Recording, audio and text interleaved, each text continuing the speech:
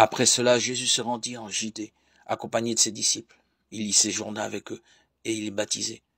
Jean, de son côté, baptisait à Inon, près de Salim, où l'eau était abondante. On venait là pour se faire baptiser. En effet, Jean n'avait pas encore été mis en prison. Or, les disciples de Jean s'étaient mis à discuter avec un juif à propos des bains de purification.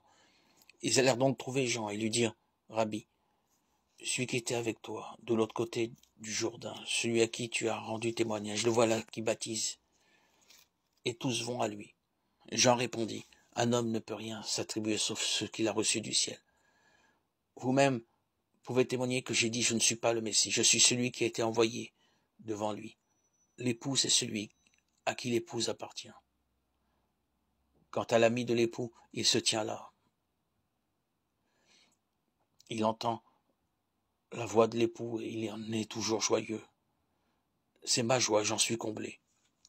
Lui, il faut qu'il grandisse, et moi que je diminue. Celui qui vient d'en haut est au-dessus de tout. Celui qui est de la terre est terrestre, et il parle de façon terrestre. Celui qui vient du ciel rend témoignage de ce qu'il a vu et entendu, et personne n'accepte son témoignage. Mais celui qui accepte son témoignage certifie par là que Dieu dit la vérité. En effet, celui que Dieu a envoyé dit les paroles de Dieu, car Dieu lui donne l'Esprit sans compter. Le Père aime le Fils et a tout remis dans sa main. Celui qui croit au Fils a la vie éternelle. Celui qui refuse de croire en lui ne verra pas la vie, mais la colère de Dieu demeure sur lui. Jean 3, 22-36. Certains maîtres de spiritualité du passé ont compris la contemplation comme étant opposée à l'action, et ils ont exalté ces vocations qui fuient le monde et ses problèmes pour se consacrer entièrement à la prière. En réalité, dans la personne de Jésus-Christ et dans l'Évangile, il n'y a pas d'opposition entre contemplation et action, non. Dans l'Évangile, en Jésus, il n'y a pas de contradiction.